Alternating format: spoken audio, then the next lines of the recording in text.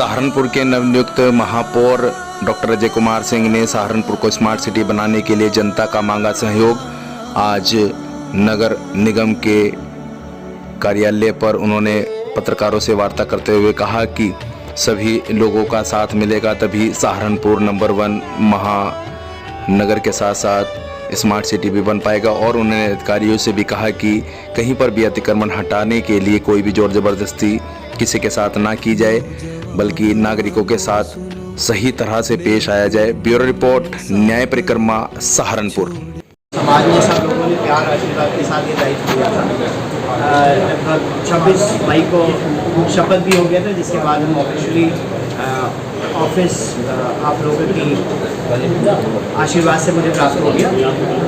बहुत दिन हो गए थे, इसलिए मैं सोच रहा था कि एक आप लोग को बुला कर एक चर्चा की जाए कि जो मन में विचार थे, जो कि बार बार आपसे मैंने साझा किए कई बार, उनकी दिशा में हमने काम करना शुरू किया या नहीं किया, या और क्या भी चीज़ें हो रही हैं। तो एक तो आपको बस पहले मैं ये अवगत करा दूँ, 21 जून को विश्व योग दिवस के अवसर पर नगर निगम सहारनपुर प्रशासन के साथ मिलकर और भारत योग संस्थान के साथ मिलकर एक बड़ा योग शिविर करने जा रहा है सुबह 7 बजे अपने स्पोर्ट्स स्टेडियम, जिसमें मुझे पूरी उम्मीद है कि पद्मश्री भारत भूषण जी उस योग शिविर को करवाएंगे या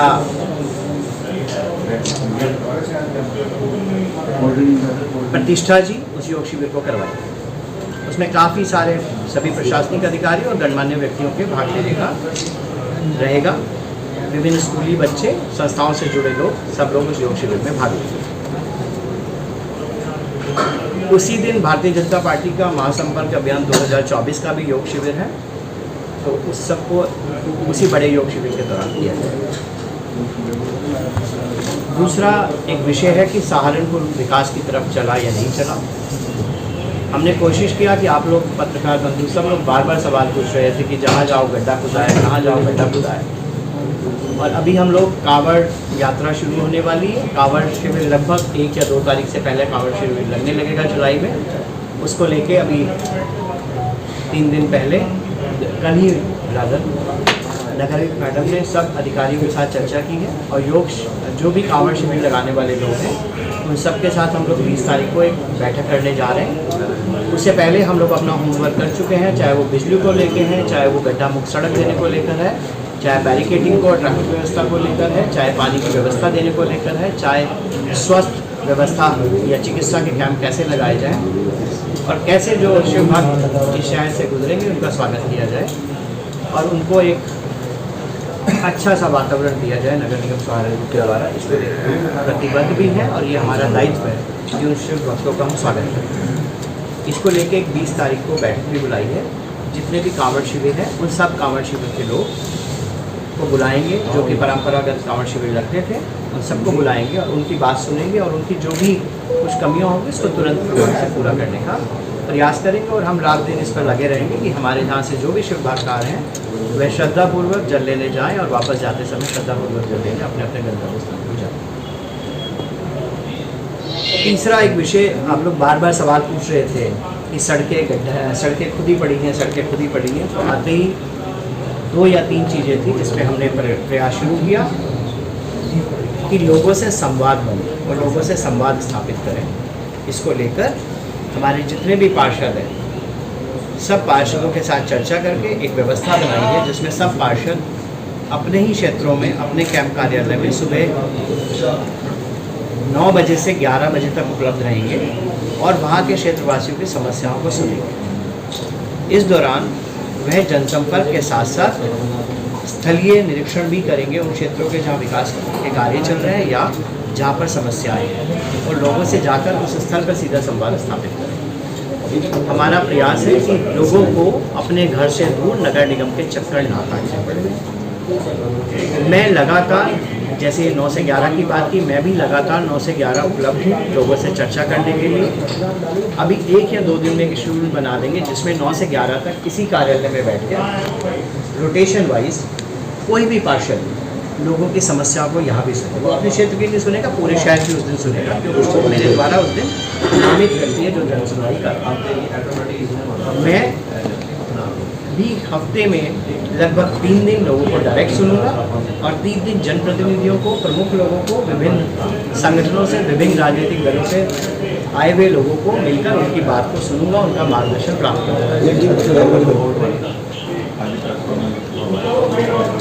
पत्रकारों से संवाद में लगातार करता रहता हूँ और पत्रकारों से मैं ऐसा सुनिश्चित करूँगा कि कोई भी कार्य योजना बनाकर क्रियान्वयन से पहले, क्रियान्वयन के दौरान और क्रियान्वयन के बाद उनसे चर्चा करें, ताकि जो भी नीति सरकार की है, जो भी परम श्रद्धेय यशस्वी मुख्यमंत्री की नीति है विकास की, वह नीति जन जन तक जाए।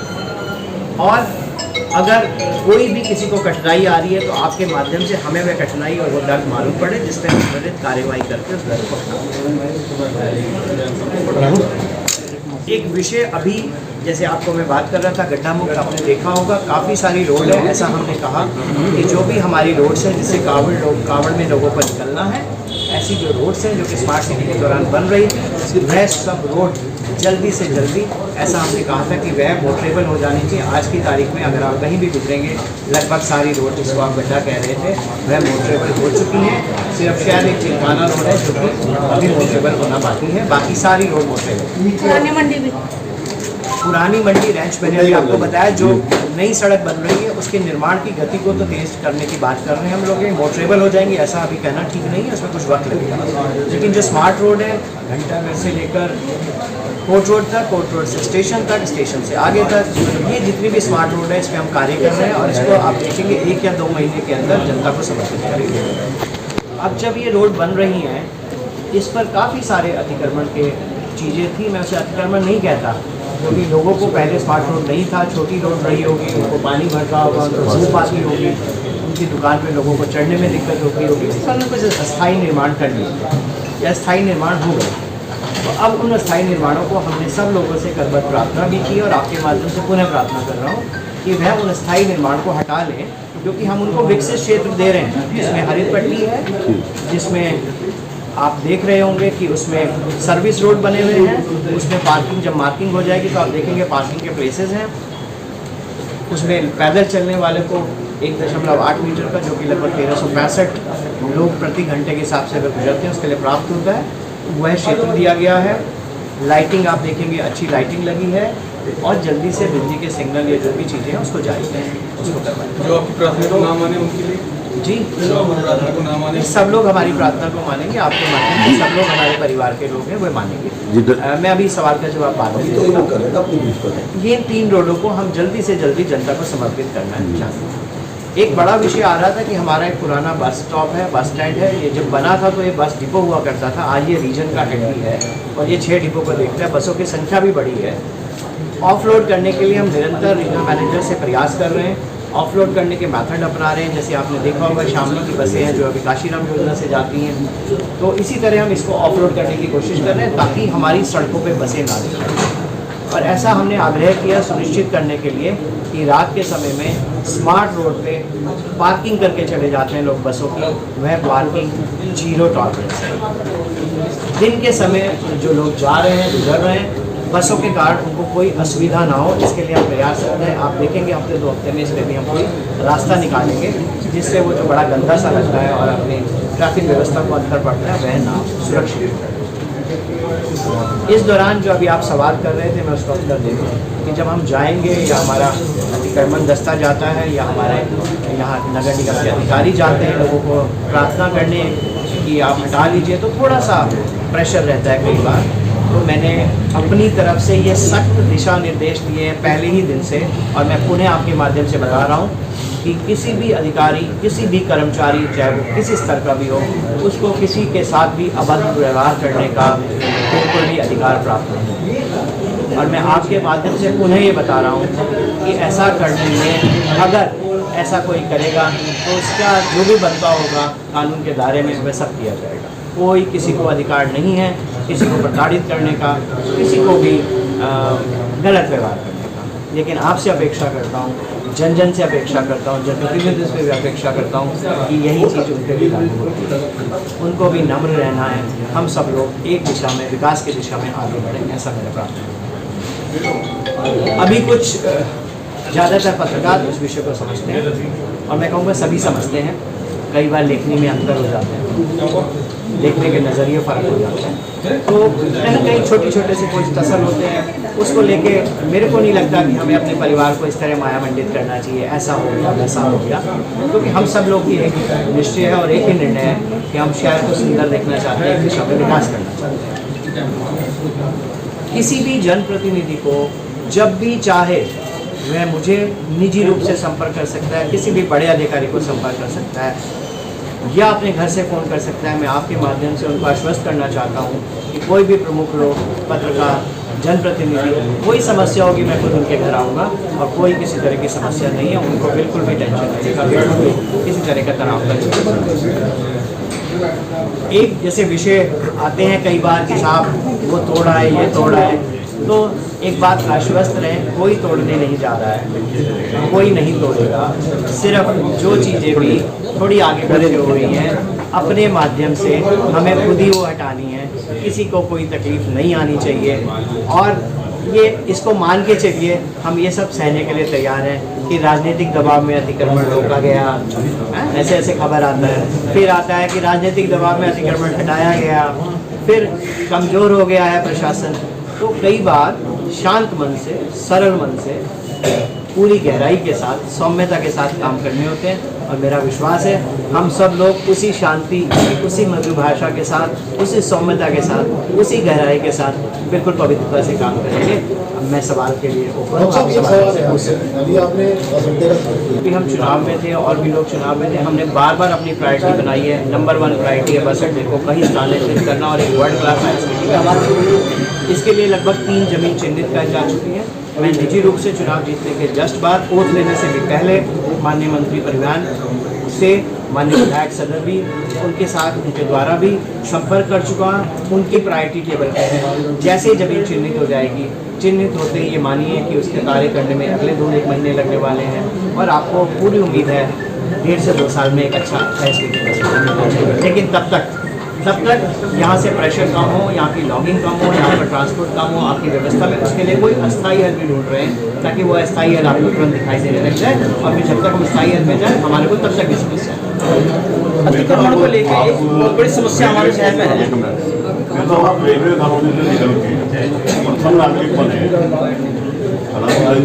आपने जीवन की शुरुआत की, दादाजी सवाल कर रही है, आपको अच्छा नगर निगम के बारे में जानकारी है, क्या हम नगर निगम का भ्रष्टाचार खत्म कर पाएंगे? देखिए, जहाँ तक भ्रष्टाचार की बात है, ये बिल्कुल स्पष्टता से मान के चलिए, भ्रष्टाचार से अगर मुझे जरा भी पता चलता है भ्रष्टाचार, मेरा कोई टॉलरेंस नहीं है, मैं पहले बता रहा हूँ, और इसको मैं पर्सनल लेवल पे लेता हूँ, इसको मैं कानून में, इसको मैं, आपका सवाल का जवाब मिल जाएगा जब मैं बोल के, अगर भ्रष्टाचार मिलता है तो मैं इसे कागजी कार्रवाई, इसको भेज दिया, उसको लिख दिया, इसकी आख्या बिठा दी, मैं इस वाला नहीं हूँ, ये मान के चलो। देन एंड देयर त्वरित ऐसा ही माननीय योगी आदित्यनाथ जी के निर्देश है कि अगर कोई भी व्यक्ति नीति के खिलाफ जाता है और नीतिगत कार्य को रोकता है तो उस भ्रष्टाचार पर कड़ी से कड़ी कार्रवाई करें, जिससे वह नजीर बने, अगला आदमी भ्रष्टाचार। मेयर साहब, यहाँ पर बहुत सारे टॉयलेट बने हैं, जो नगर निगम में आए थे उनमें आज भी बहुत सारी समस्याएं हैं, उसको लेकर के आप 32 जो गाँव बने, मैंने बार बार कहा है, ये 32 गाँव को मुख्य धारा में विकास की लाना है। उनकी समस्याएं फ़र्क है, वह सिर्फ सड़क चाहते हैं, नाली चाहते हैं, लाइट चाहते हैं, अंतर्राष्ट्रीय स्तरों का विकास चाहते हैं, और वह पानी चाहते हैं, वो बच्चियों के स्कूल के पास टॉयलेट चाहते हैं। ये मान के चलिए, ये सब चीज़ें लगभग 1 साल के अंदर आपको बनती दिखाई देंगी। मेयर साहब, यहाँ पर काफ़ी सारे सार्वजनिक शौचालय बने हैं, एक बार उनका निरीक्षण करिएगा और उसमें देखिएगा कितना वो यूज़ करने लायक नहीं है। आप सभी का उनका निरीक्षण करके एक बार उनका जो भी है वो जरूर करेंगे। हम लोग कई जगह पर पब्लिक प्लेसेस में जहाँ पर जगह नहीं मिल रही है, उसके लिए डिज़ाइन कराने का हम लोग ने चर्चा किया है कि वहाँ स्पेशली बहनों के लिए, माताओं के लिए टॉयलेट नहीं है, और उसमें पिंक टॉयलेट बनाए जाएं। जो टॉयलेट हैं, कई सारे टॉयलेट है, मेरी संज्ञान में ऐसा आया है, आपके माध्यम से मैं उनको सूचित भी करना चाहता हूँ, सचेत भी करना चाहता हूँ। इसे सख्त सचेत माने कि कई लोगों ने टॉयलेट में स्टोर बना लिए हैं, कई टॉयलेट में रात को ताला लगा देते हैं। तो ये बात मान के चलें, अगर सार्वजनिक सुविधा को, सार्वजनिक स्थान को किसी ने भी किया कोशिश, तो एक कब्जे, सफाई प्रॉपर हो रही है पूरे शहर में। भाई मेरी आपसे गुजारिश है, आप गुजरिए पूरे शहर में ना लगे। लोगों ने अपनी दुकानें इतनी बढ़ा ली है, खंबे भी दुकानों के अंदर चले गए हैं। शहीदगंज में भी सर, और भी खत्ताखेड़ी में भी भैया चले गए हैं, रैच के पुल पे भी भैया चले गए। उसका क्या? मैं कह रहा हूँ डॉक्टर साहब, आपको जब बना लेंगे हम लोग प्रॉपर प्लान पे काम, डॉक्टर साहब एक मिनट अनीस भाई, प्रॉपर प्लान बना लेंगे, खत्ताखेड़ी में भी कर लिए हैं और रैच के पुल पे भी कर लिए हैं और जितने भी छोटे वाले एरिया हमारे छिपियान में भी कर लिए हैं। तो जब एक प्रॉपर प्लान बना लेंगे तब हम ऐसे टारगेट करेंगे अतिक्रमण मुक्त कितना सहारनपुर, वैसे नहीं करेंगे कि गए और आ गए। अतिक्रमण मुक्त उस समय अगर आपकी सिफारिश आएगी ध्यान रखिएगा, मैं बिल्कुल रेजिडेंशियल एरिया में कमर्शियल जो प्रस्थान चल रहे हैं उनको लेकर क्या करें, क्योंकि वहाँ के जो लोग हैं, देखिए रेजिडेंशियल एरिया में कमर्शियल एक्टिविटी मेरे से लिंक नहीं है, वो सहारनपुर डेवलपमेंट अथॉरिटी का लेना देना है। आपके आएगा तो मैं आपका लेटर माननीय बीसी हमारा सेंटर बनाए गए थे। बबलू ये साहब एक क्वेश्चन मेरा है आपसे, मिलते जुलते सेक्शन से अभी आपने कहा भ्रष्टाचार पे जीरो टॉलरेंस जी, एक जगजाहिर है, सबको पता है नगर निगम में भैया एक मिनट सेक्शन सबको पता है कि 22% निर्माण में कमीशन, 30% गैराज में कमीशन, 35% जल निगम में कमीशन। ये सार्वजनिक है, किससे छुपा नहीं है, ये लगातार आप भी पता करें तो पता चलेगा, बिना कमीशन के बिल पास नहीं होगा। क्या इसके लिए क्या आप विशेष प्रयास करके खत्म करें? जो ये आपने आंकड़े बताए, आपसे मैंने सुने हैं आंकड़े, और मैंने भी कई बार मीडिया के द्वारा इस तरह के आंकड़े उठाते हुए देखा है। ये बात मान के चलिए कि जिस तरह के भी आंकड़े आप बता रहे हैं, देश में भ्रष्टाचार था। एक प्रधानमंत्री था जो कहता था 1 रुपया चलता है 25 पैसा पहुँचता है, ऐसा कहता था, 15 पैसा पहुँचता है। तो ये प्रधानमंत्री स्वीकार कर गए थे। लेकिन पिछले 9 वर्षों में कई सारे मेथड होते हैं जिन मेथड से करने से आप ऑटोमेटिकली ट्रांसपेरेंट हो जाते हैं, भ्रष्टाचार मुक्त हो जाते हैं। पता नहीं आप 30 साल पहले गाड़ी में सफ़र करते थे या नहीं, जब सफ़र करते रहे होंगे तो वहाँ पर जब रिजर्वेशन होता था तो एक रजिस्टर से होता था, तो वो पहले ही कह देता था गाड़ी में सीट नहीं है बिना खोले। जब हम गए ई टेक्नोलॉजी में, आपके माध्यम से मैं बताना चाहता हूँ हम उस पर कार्य कर रहे हैं और कोशिश करेंगे कि हम नगर निगम ई निगम बन जाए। ई निगम का मतलब है फेसलेस, ना मेरा कोई लेना देना ना आपका कोई लेना देना। जैसे मानिए अपना इनकम टैक्स विभाग है, जब रिटर्न आता था तो रिटर्न आने के लिए आपको मालूम ही क्या करना पड़ता था, और अभी आपके खाते में खुद आ जाता है। हम लोग उस दिशा में कार्य करेंगे। और अगर कहीं से भी, मैं आपसे रिक्वेस्ट कर रहा हूँ, अगर कहीं से भी इस तरह की कोई भी सूचना प्राप्त हो, आप मुझे तुरंत सूचित कर दें। कोई एप्लीकेशन लिखने की ज़रूरत नहीं है, मैं किसी बाध्यता में आपको नहीं बांधना चाहता, बस जस्ट मुझे सूचित कर दें, मैं फाइल कॉल कर लूँगा और उसको सील कर दूँगा। उसका तबका नहीं, मैं 1 साल पुराना भी फॉरेंसिक ऑडिट करूँगा। डीजल पर्ची भी ऑनलाइन। एक मिनट मैंने कहा उसका मैं पुराना 1 साल का फॉरेंसिक ऑडिट कराऊंगा। मेयर साहब अभी आपने ई टेंडर की बात करी, ई पेमेंट की बात करी, ई पेमेंट तो भी है, उसकी पेमेंट ई पेमेंट उसका बैंक में जाएगा जो नॉर्म्स पूरे, पूरी बात करें, नॉर्म्स पूरे करेगा। आपने कहा आपको खबर चले तो आप मुझे बता देना, किसको खबर चलने, ये तो 2 पक्षों की म्यूचुअल अंडरस्टैंडिंग है, लेकिन उसका लॉस जो है, जो करप्शन जो हो रहा है, उसकी उंगली कहीं ना कहीं चाहे मेयर हो चाहे मुख्यमंत्री कहीं ना कहीं। मैं आपको जो कह रहा हूँ ये चीज़, जो बता रहा हूँ ये चीज़ ऐसी है जो शायद आपकी नॉलेज में भूल करके आती होगी। इसके लिए कोई ऐसा विश्वास आप कह रहे हो करोगे तो निश्चित रूप से करोगे तो सामने रखिएगा। देखिए, एक जो भी विभाग है आपने जिसमें बताया, और मुझे भी ऐसी शिकायतें लगातार मिल रही हैं, हम उसमें एक चार्टर बनाएंगे। चार्टर होगा कि जब काम हो गया, व्यक्ति ने साइट का निरीक्षण हो गया, क्वालिटी चेक हो गया, उसके बाद एक समय है कि 1 हफ्ते का 2 हफ्ते का उसके अंदर उसके अकाउंट में पैसे आने चाहिए। और अगर उसके अकाउंट में उस दौरान पैसे नहीं आए तो उस पर ऑब्जेक्शन लगना चाहिए, क्वालिटी ठीक नहीं थी, टेक्निक ठीक नहीं थी। अगर क्वालिटी ठीक नहीं थी, टेक्निक ठीक नहीं थी, सब कुछ ठीक था तो आपने पास क्यों किया? और अगर ऐसा नहीं था, आपको नहीं पास करना चाहिए था, उस पर क्यों नहीं आपने बार बार कार्रवाई की? उस ठेकेदार को ब्लैक लिस्ट क्यों नहीं किया आपने? वो सब कार्रवाई करेंगे, थोड़ा सा वक्त देंगे, आपके मार्गदर्शन में सब अच्छे कार्य। मेयर साहब तालाब जो है शहरों के गलियों के बीच में होने चाहिए, मोहल्लों के बीच में होने, ताकि उनका मोहल्लों का पानी जाए। यहाँ हलालपुर से पहले एक तालाब बन रहा, अच्छा होने चाहिए, मतलब होने चाहिए जो बात है, जहाँ पानी निकासी का जाएगा, अच्छा गलियों में न रहे। मतलब जल संरक्षण की बात कर रहे हैं? जी जी, जल निस्तारण, जल संरक्षण की बात करें, बताएं। तालाब बन रहा है सर, वहाँ करोड़ों की लागत से तालाब बन रहा, हलालपुर से जस्ट पहले ही, बिल्कुल जंगल बना रहे।